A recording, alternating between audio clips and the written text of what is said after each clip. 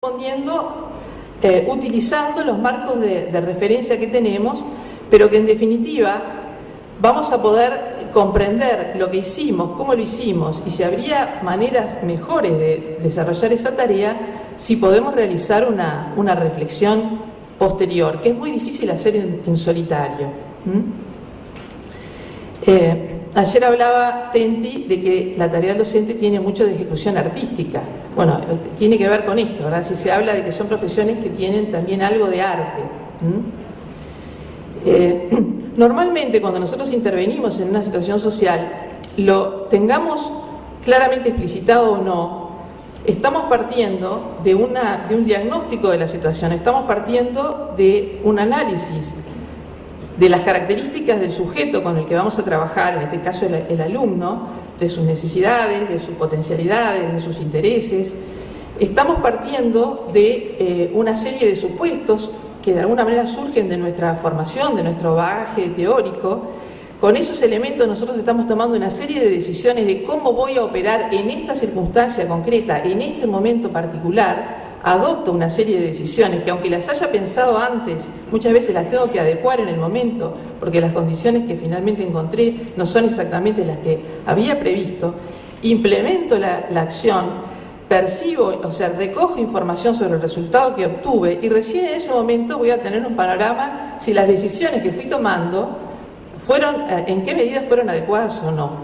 Si generamos condiciones para poder analizar todo ese proceso explicitando esas decisiones que implícitamente fuimos tomando, tendremos la capacidad de empezar a darnos cuenta si el resultado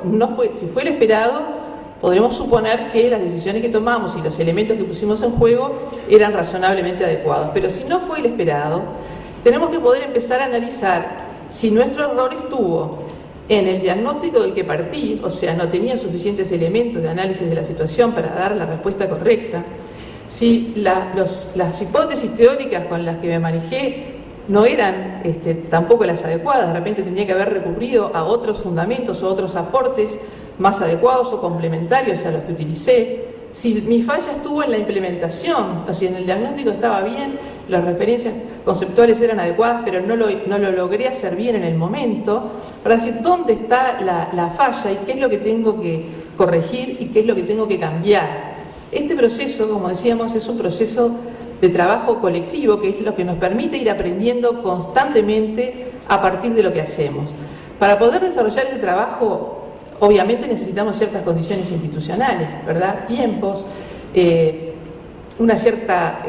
haber construido una confianza interpersonal, poder exponernos, ser capaces de recibir críticas de otros, pero en la medida que vamos haciendo este proceso, es que en realidad somos capaces de aprender a aprender, y si nos damos cuenta de cómo lo hacemos, podremos transmitirle a nuestros alumnos también cómo desarrollar esa capacidad. Por otra parte, en la medida en que nosotros podemos trabajar de esta manera, nuestra experiencia de trabajo se vuelve mucho más gratificante, porque de alguna forma nos vamos encontrando posibilidades y maneras de irnos superando a nosotros mismos y de ayudar y de colaborar a otros a que también puedan superar su propio trabajo. Recuperar esa capacidad de encontrar gratificación, de disfrutar de aprender de esa manera junto con otros, es absolutamente clave para poder de alguna manera comunicar eso también a aquellas personas a las que pretendemos enseñar. O sea, no podemos pretender que disfruten de un aprendizaje si nosotros de alguna manera tampoco tenemos esa experiencia como algo que de alguna manera vamos revitalizando y reviviendo cotidianamente. Esto tiene mucho que ver también con las formas de gestión y administración institucional que se han desarrollado últimamente, de las que también se hablaba ayer. Me hizo gracia encontrar en algunas de las referencias también del análisis que hacen en el libro, al reflexionar sobre las experiencias, algunas referencias a las organizaciones japonesas y a Kujiro no Nanaka, que yo también lo había citado ya desde hace algún tiempo, cuando él habla de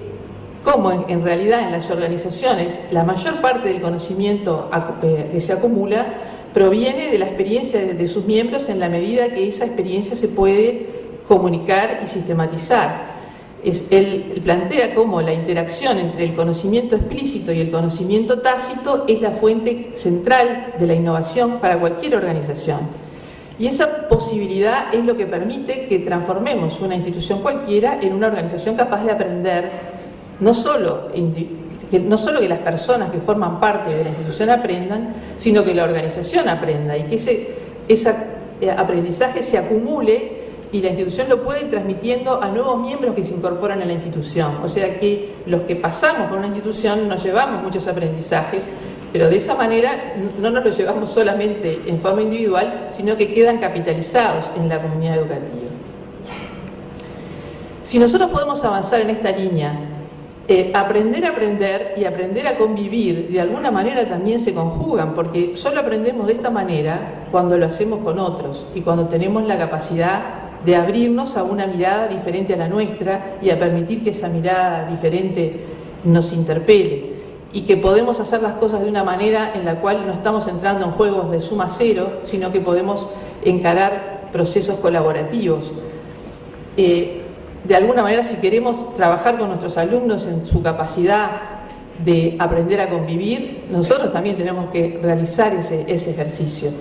Este potencial de aprendizaje se amplía si incorporamos la capacidad de trabajar en forma interdisciplinaria.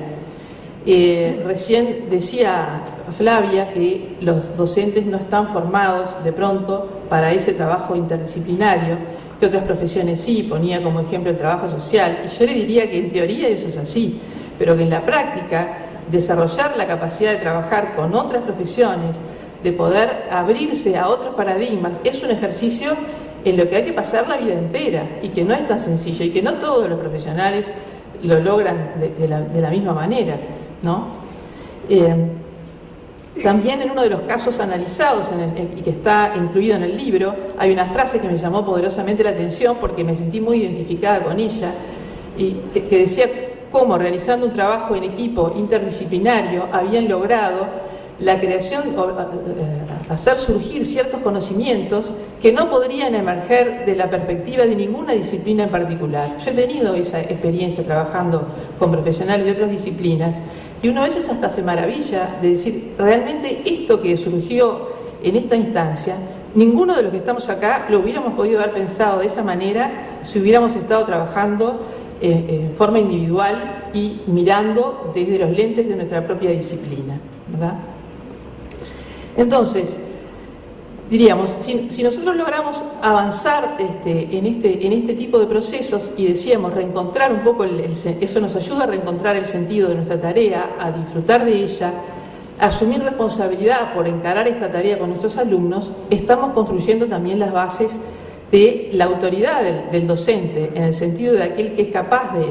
de hacerse cargo, digamos, de una autoridad como subproducto, como se decía ayer también, ¿verdad? De sentir que es posible realizar una tarea, de hacerla bien y que eso es reconocido por aquellos sujetos con los que estamos trabajando. Me parece que la publicación que se presentó en este seminario, de alguna manera, muestra que es posible hacer un camino en el sentido marcado. Hay una serie de puntos comunes en esas experiencias. Cuando ustedes lean el libro, que supongo que lo van a hacer porque lo van a llevar de aquí, yo identifiqué algunas, pero seguramente puede haber más. Ustedes van a ver que en todas esas experiencias hay una intencionalidad establecida de antemano, es decir, no es una cuestión que se da, nos juntamos un rato para intercambiar ideas sobre nuestra experiencia, sino que hay una intencionalidad del tipo de proyecto que se va a desarrollar, un trabajo en equipo, apoyo de la dirección, la necesidad de incorporar asesoramiento externo, aparecen figuras nuevas como las tutorías, las figuras mediadoras, los roles de coordinación distintos a los que estaban instaurados antes, un involucramiento intelectual y afectivo, la construcción de un ciclo que se repite de reflexión, acción, reflexión. Y de alguna manera uno puede ver cómo esa forma de trabajo del cuerpo docente va produciendo cambios también en la forma de funcionamiento y de organización institucional. Entonces aquí ya tenemos un primer nivel en el cual vemos que determinadas formas de funcionamiento de la institución viabilizan o posibilitan este tipo de trabajo colectivo. Pero al mismo tiempo, este tipo de trabajo colectivo es una fuente de generación de desafíos que la organización tiene que responder realizando cambios organizacionales, desde la forma de organización del trabajo de los docentes para permitir este tipo de experiencias, la creación de nuevas figuras en la estructura de funcionamiento organizacional. Yo creo que pone en cuestión mucho algunos roles clásicos como el de los inspectores. Uno diría, bueno, los inspectores, ¿en qué medida no sería posible en el ámbito público, privado, o sea, que jugaran un rol mucho más, digamos así, impulsor de estos procesos de innovación, de apoyo, de sostenimiento, de orientación, de guía, de articulación, de poner en contacto unas experiencias con otras en la medida en que tienen una visión más de conjunto? Bueno, pero todos esos cuestionamientos pueden ir surgiendo también de la vivencia de prácticas de esta naturaleza. Algo de eso nos decía ayer María Inés Vázquez también cuando hacía su comentario de la presentación del libro. Ahora bien, el otro nivel que también estuvo muy presente a lo largo del seminario es, bueno, los cambios en las personas, los cambios en los centros educativos como puntos medulares y el cambio en el sistema educativo. Así, ¿cómo se articula eso? En algunas exposiciones el centro parecía estar en decir, bueno, si no cambia el sistema educativo, son tantos los límites que plantea para la posibilidad de desarrollar estas experiencias que solamente esto va a quedar en algunas experiencias testigo o algunas experiencias, digamos, piloto. En ese sentido, la importancia de que se generen cambios en el sistema educativo, y en ese sentido Renato nos planteó una cantidad de lineamientos muy claros en términos de la posibilidad de un marco curricular general y propuestas a medida para cada centro, ciclos unitarios, personalización, bueno, y otro conjunto de propuestas, ¿verdad? El tema es, se decía también, existen en este momento oportunidades, quizás mayores que en otros momentos, para que ese tipo de cambios se produzcan, porque hay una conciencia ciudadana y política cada vez mayor de que es necesario introducir cambios en la educación, porque hay algunos movimientos como la creación de la Universidad de la Educación, etc. Yo creo que todas las oportunidades que se puedan abrir en ese sentido es importante, digamos, tratar de aprovecharlas, ¿no? Pero también allí aparecen ciertos límites porque, digamos, no sabemos en qué medida va a ser posible o con qué ritmo va a ser posible avanzar en ese sentido, ¿no? Yo creo que este evento que estamos realizando ahora nos muestra también un camino interesante, porque no solamente aquí se hicieron una serie de experiencias que se sistematizaron y luego se trataron de comunicar, sino que se plantean en un espacio como este, en la cual justamente me parece que lo que se ha intentado a lo largo de estas 3 jornadas es vincular lo macro con lo micro. Es decir, ver esto micro que se está haciendo, cómo se vincula con estas necesidades macro, qué posibilidades hay de entrecruzamiento, de articulación, de incidencia de una cosa sobre la otra, en qué medida una le plantea oportunidades y límites a la otra, ¿verdad? Bien, yo creo que en ese sentido creo que lo que no deberíamos hacer es que esos límites nos lleven a una paralización. Es decir, bueno, mientras no cambia el sistema educativo, son tantas las limitaciones que tenemos que en realidad el camino es esperar a que las condiciones mejoren. Yo creo que todas las experiencias que se mostraron hoy, no solo las que están publicadas en el libro, las que acabamos de ver hoy en la mañana acá, que me pareció sumamente interesante, la experiencia de Maldonado, la experiencia de Durazno, la experiencia del Jubilar, muestran que hay mucho camino para recorrer dentro de los márgenes existentes. Yo creo que quizás el desafío que surge con toda claridad de un evento como este, es decir, Pablo decía al comienzo de este evento, bueno, tratar de distinguir entre nuestra zona de preocupación y nuestra zona de incumbencia, ¿verdad? Dentro de nuestra zona de incumbencia, de aquello que sí podemos hacer, hay muchas cosas que podemos hacer dentro de los márgenes existentes. Y la idea debería ser avanzar hasta la frontera, avanzar hasta el límite de lo posible y evitar la autocensura. De pronto hay muchas más cosas que las podemos hacer dentro de los márgenes existentes de las que muchas veces nos damos cuenta. Y a veces los límites nos los autoponemos, ¿verdad? Entonces, yo diría, ¿por qué no plantearnos, a partir de todo lo que hemos visto en esta jornada, por ejemplo, la posibilidad de generar una red de centros innovadores? Una red de centros innovadores que periódicamente intercambien, se vinculen, analicen sus experiencias, vean las conclusiones que se puedan sacar de allí. Centros innovadores que pueden ser de carácter público o de carácter privado. ¿Por qué no plantearnos cómo sumar estos esfuerzos de innovación a otros actores de la sociedad civil? Hemos visto algunos ejemplos de incorporación de las familias, de organizaciones comunitarias, de las empresas. Digamos, ¿por qué no tratar de avanzar también en ese sentido? Porque en definitiva, aunque se lograra, digamos así, un cambio a nivel del sistema educativo, de modificar una serie de lineamientos de sus formas de operación, igual eso no operaría por decreto. O sea, para que realmente esas transformaciones se produjeran en la realidad tendrían que llegar a los centros educativos. Entonces, en la medida que estamos haciendo esos movimientos, estamos preparando el camino, estamos posibilitando que en el momento en que esas transformaciones se implanten en el sistema tengan una posibilidad mayor de éxito, y además estamos aportando elementos para que se hagan de una forma más adecuada, o sea, que responda mejor a las necesidades locales.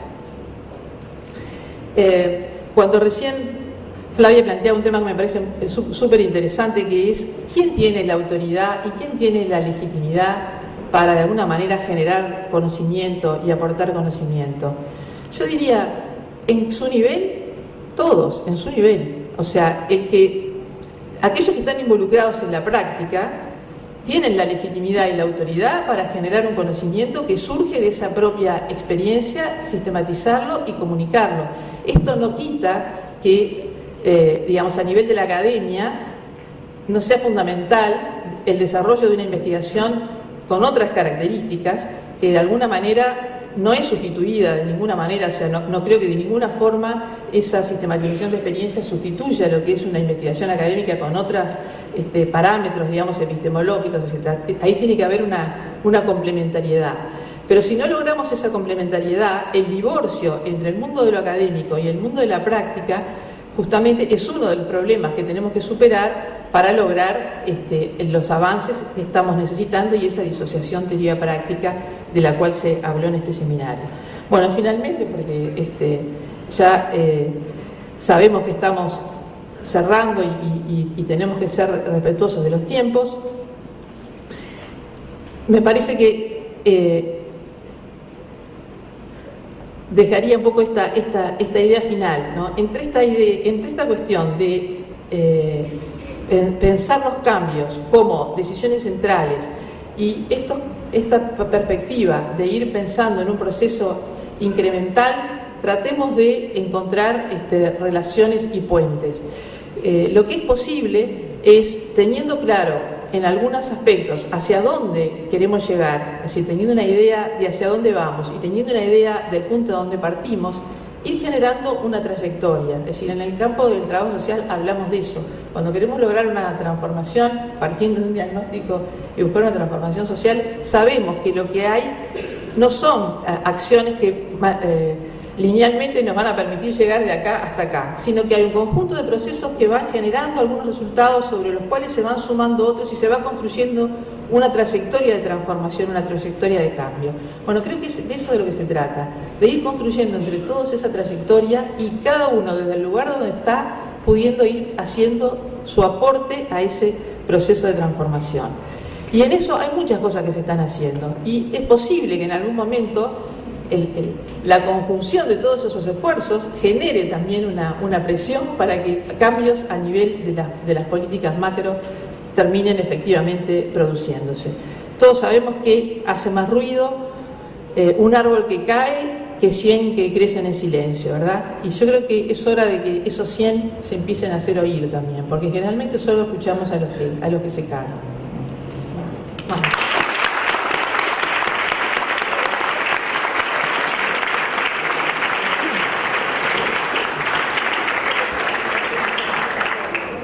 Les prometo no hacer un discurso de cierre, solamente algunas cosas que no debemos olvidar hacer. En primer lugar, agradecer a Cecilia, que nos dio un panóptico de más de 15 horas de exposiciones e intercambios, con más de 18 ponentes en 15 minutos. Sabemos que luego de esta jornada habrá un documento y también les informamos que habrá toda la filmación de todo este evento disponible en un link en la página web del colegio, como así también las presentaciones que nos han dejado todos los ponentes que han venido. A su vez, decirles que hay trabajos que se hacen porque hay que cumplir y hay trabajos que se hacen porque hay compromiso, hay entusiasmo y se hacen de una manera particular. Yo quería en este cierre agregar a todo lo que se ha dicho sobre los centros educativos, tan importante y tan necesario, agregarle algo que tiene que ver también con nuestra identidad y que a veces nos olvidamos, que son aquellos invisibles, aparentemente, que trabajan en los centros educativos, pero que a veces también son muy importantes para que un centro funcione y, entre otras cosas, para que este Congreso haya podido funcionar. Y me van a permitir nombrarlos y voy a decir Flavio, Sebastián, Santiago, porteros, Omar el policía, Mónica, Erika, Dayana en la recepción y las fotocopias, Patricia, Charo, Silvia, Paola en las acreditaciones, Rosana desde la administración, Silvana, Patricia y Vanessa, que nos han acompañado en este ámbito siempre al servicio, Adriana y Roxana, que han estado desde la Secretaría del evento, antes y durante el evento, atendiendo todo, el intendente de acá, de este centro educativo, intendente, figura que quisieran tener muchos centros educativos, nosotros los tenemos, Javier y Pablo Antelo, el intendente de Lagomar, siempre disponibles y al servicio, Fernando, moviéndose permanentemente para que todo esté en orden. También los servicios, Jorge y Elena y su equipo en la cantina, la gente del audio, de las filmaciones y de los power que han estado permanentemente acá, solo una queja, un poquito amarillo y negro atrás, que eso no debería ser tanto, más bien el azul, blanco y rojo me gustaría más. Alicia y su equipo, que han estado permanentemente limpiando el colegio para que todo esté impecable. Y quisiera mencionar también a los 8 directores que tiene esta institución, tanto de Montevideo como de Lagomar, Verónica La Rosa, Cecilia Baraza, Marcelo Taibo,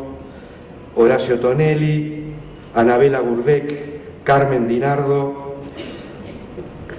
Carlos Purgat y Sergio Migliorata, que hacen la vida también de esta institución todos los días. Quiero agradecer a Carlos Cosi y a Sonia Escafo, que construyeron el diseño en comisión junto con el Consejo Ejecutivo de este evento. A Sonia, además, por toda su energía y todo su trabajo de más de un año atrás de esta criatura que ayer salió a la luz. A todos los equipos que trabajaron en ese libro, que también pusieron mucho tiempo, mucho esfuerzo y que también son padres y madres, para que no me acusen después de discriminación, de esta criatura. A Marcelo Taibo, un nuevo agradecimiento por su conducción como maestro de ceremonias impecable durante estos 2 días. Y también les quiero agradecer a 2 compañeras que trabajan para ser invisibles, pero que no lo son, y han estado desde la génesis de esta idea y que les voy a pedir que se paren, Rosario Gerasi y Luján Vázquez, se paran por favor y les demos un aplauso. Aunque trabajen para ser invisibles, siempre están y han sido fundamentales en esta etapa. Y finalmente, gracias a todos y cada uno de ustedes por el esfuerzo que les ha significado estar. Muchas gracias y el lunes volvemos a las aulas sabiendo que tenemos muchos problemas, pero que somos muy importantes y tenemos mucho para hacer. Gracias.